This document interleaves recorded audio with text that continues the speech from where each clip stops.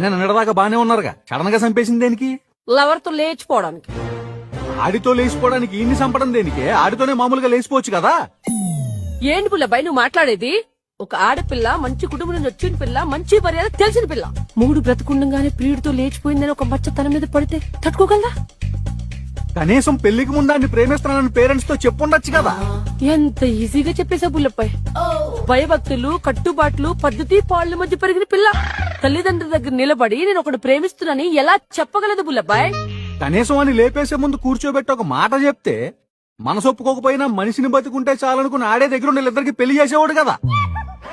ఎన్ని యుగాలు గడిచినా, ఎన్ని తరాలు మారినా మా ఆడవాళ్ళ మనసు మీ మగ్గాళ్ళకి ఎప్పటికీ అర్థం కాదు. ముగుడే దగ్గరుండి వేరే వాడికి పెళ్లి చేశాడంటే రేపు వాడు సొసైటీలో తలెత్తి తిరగలడా? తాళి కట్టిన మొగుడు నలుగురిలో నవ్వుల పాలు కాకూడదనే కదా వాడిని లేపేసింది. అంటే ఏ యాంగిల్లో